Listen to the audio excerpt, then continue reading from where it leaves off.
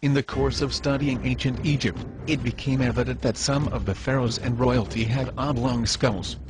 Could this be the remnant of the giants?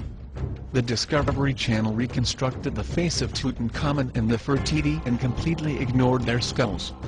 Why was something so obvious ignored? These skulls don't fit into their evolutional theories, so they simply ignored them. Final secrets revealed.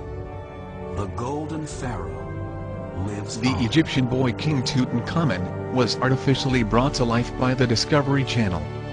They completely ignored his oblong skull and altered it to look more modern.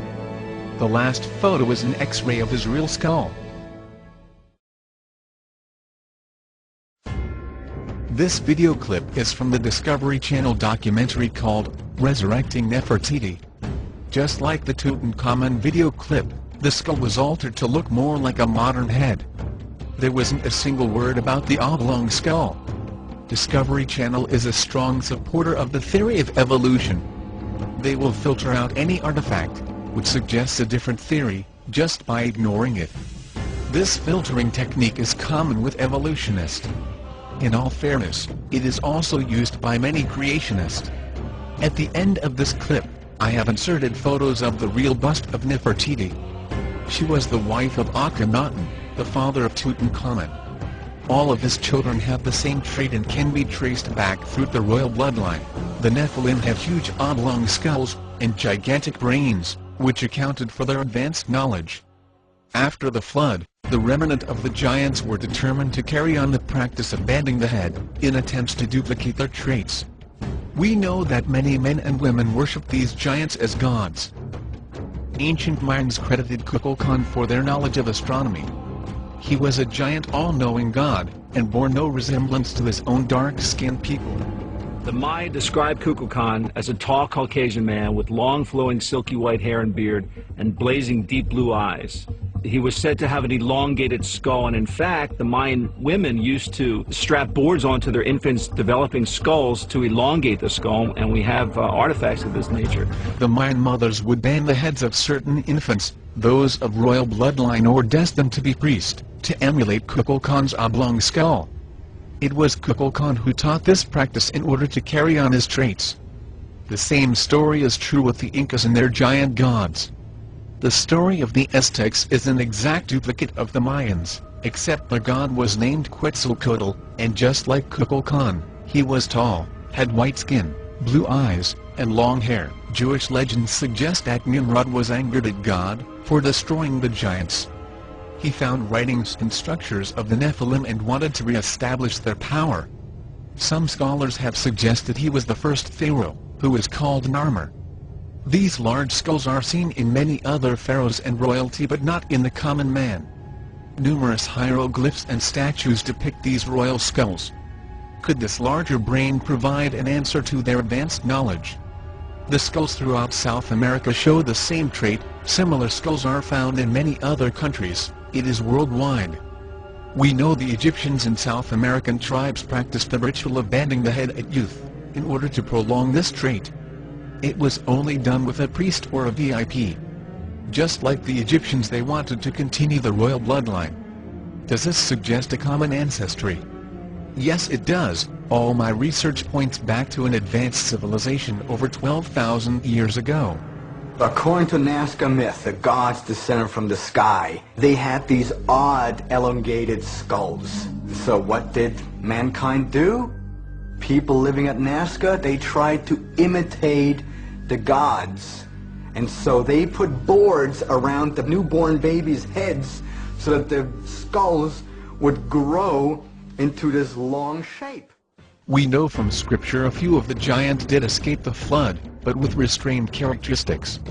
As they breed with common women, their children were much smaller, an example being Goliath and his 4 brothers.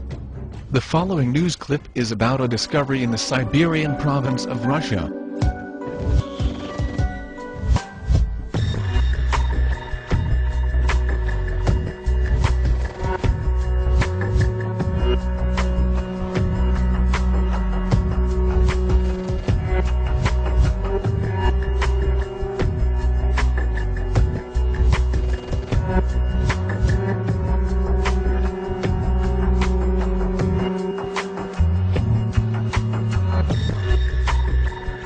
Если древние знали о нейрохирургии мозга, вряд ли, но, возможно, они пытались каким-то образом развивать отдельные нервные какие-то качества головного мозга. Это группа людей, которые представляли собой, скажем так, живой прибор, определяющий наличие, например, опасности, или могли делать метеопрогноз.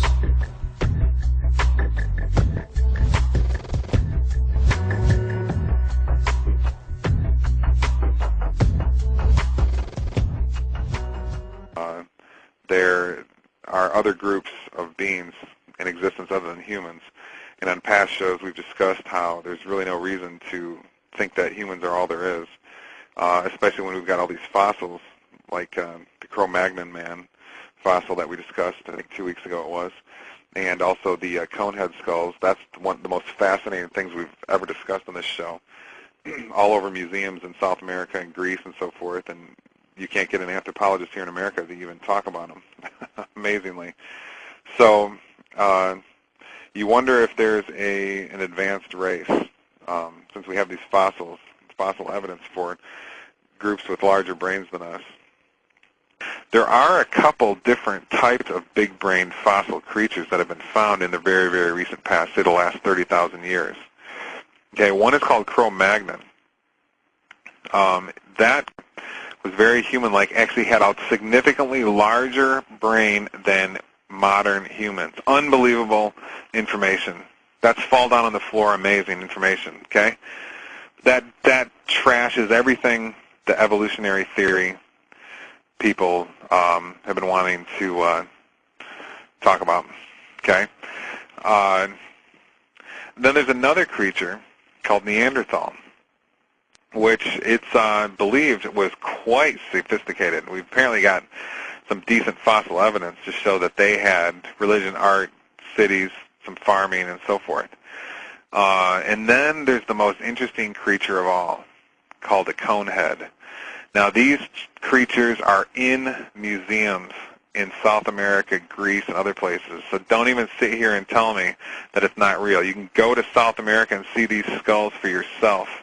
Okay, what they are is just like the Saturday Night Live cone heads. They're just like that. They've got big cone heads. Okay, and it's interesting. The ancient Mayans, they depicted their gods and their shamanic kings as having these big cone-like heads. Okay, and of course a lot of the fossils are found down in that area. Of course, there was that recent Raiders of the Lost Ark movie that was all about this too. They kind of mixed two ideas: crystal skull theory, crystal skulls, and cone heads. Crystal skulls, of course, are another thing that are in museums. What do we have here? We have something, some sort of huge head and presumably ultra-massive brained creature that was all over the world, and apparently some cultures like the Mayan worshiped them in the recent past. This is unbelievable. This is incredible information. Why is it not on all these news stations? I mean, what are the news talking about today? Britney Spears some more? Obama? I mean, this is unbelievable. Okay, who are these creatures? Is this the Elohim? Or some extraterrestrials? Is it another just kind of human that was around? What relation did they have to us? Why were some ancient religions worshiping these people? Were other ancient religions worshiping these people? We have to get to the bottom of this. This information is it's the most powerful information you can. If you want to know who you are, that gives you power, and this is the kind of information that can help you do